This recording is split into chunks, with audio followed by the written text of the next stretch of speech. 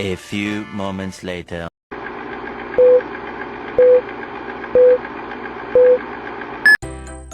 Assalamualaikum warahmatullahi wabarakatuh. Perkenalkan, nama saya Teras Sabila dengan NIM 2386206122. Di sini saya akan membuat tugas video animasi untuk memenuhi mata kuliah Pendidikan Bahasa dan Sastra di kelas rendah dengan dosen pengampu Iis Aprinawati, SPD MPD. Berikut adalah materi video animasi tentang hakikat sastra untuk kelas rendah tanpa mengacu pada visual tetapi fokus pada isi narasi dan alur cerita yang menarik dan edukatif.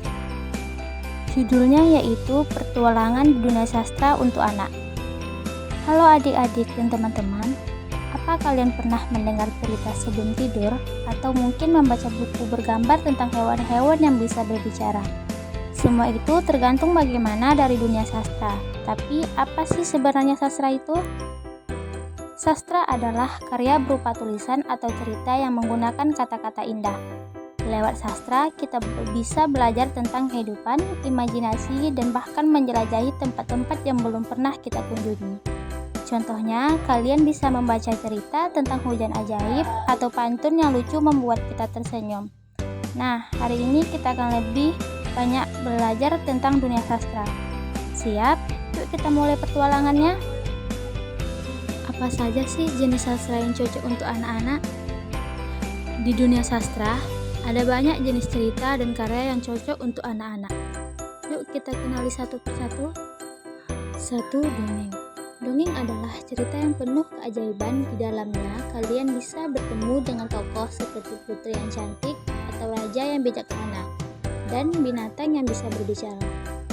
Salah satu dongeng terkenal adalah cerita Kancil dan Cerdik. Dari cerita ini, kita bisa belajar bahwa kecerdikan dan keberanian itu penting untuk menghadapi masalah. 2. Fabel.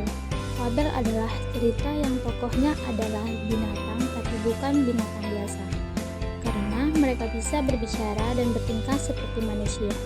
Misalnya, cerita Semut dan Belalang. Dari cerita ini, kita belajar untuk rajin bekerja seperti semut dan tidak bermalas-malasan seperti belalang. 3. Pantun. Siapa yang suka pantun? Pantun itu pendek tapi seru dan penuh irama. Pantun biasanya terdiri dari 4 baris. 2 baris pertama disebut sampiran dan 2 baris terakhir adalah isi. Contoh pantun. Pohon mangga di tengah hutan, tumbuh subur dekat rawa. Kalau ingin punya teman, jangan lupa jaga kata. 4. Puisi.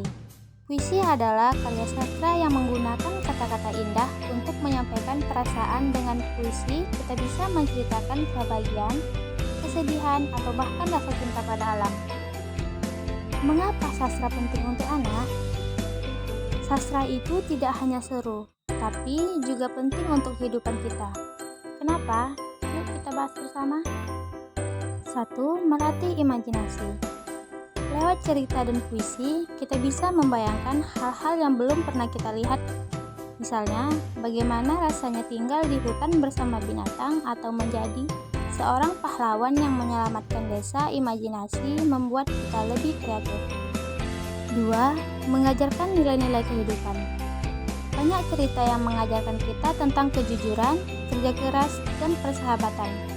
Contohnya, dari cerita Kancil dan Buaya, kita bisa belajar tentang kecerdasan dan keberanian. 3. Meningkatkan kemampuan bahasa. Dengan membaca dan mendengarkan sastra, kita belajar banyak kata baru.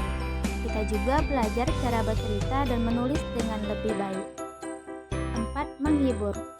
Sastra itu seperti teman yang bisa membuat kita senang.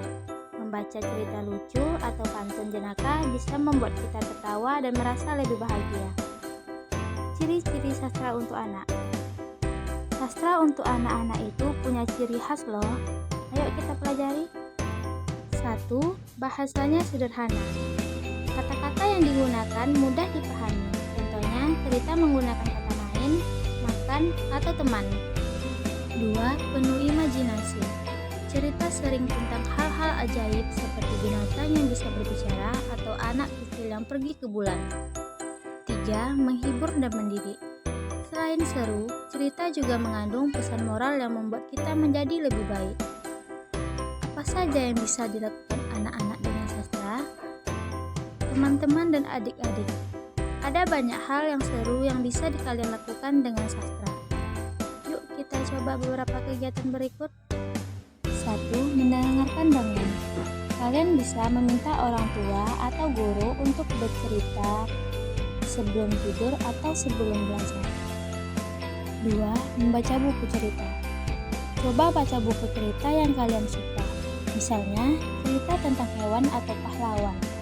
Membaca buku membuat kita pintar. 3. Menulis cerita. Pernahkah kalian mencoba menulis cerita? Misalnya, cerita tentang hari libur kalian atau tentang hewan peliharaan. Dengan menulis, kalian bisa menjadi pengarang cilik. 4. Bermain pantun. Buatlah pantun bersama teman-teman. Kalian bisa saling berbalas pantun untuk bersenang-senang. 5. Membuat puisi. Tulis puisi sederhana tentang hal-hal yang kalian sukai, seperti bermain, teman, atau alam sekitar.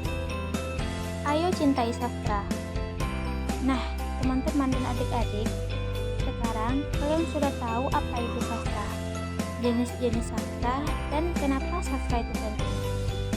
Sastra bukan hanya tentang membaca atau menulis, tapi juga tentang petualangan dan belajar hal-hal baru. Jadi, ayo cintai sastra dan jadikan sastra sebagai teman di setiap hari kalian. Oke teman-teman, terima kasih sudah menonton videonya.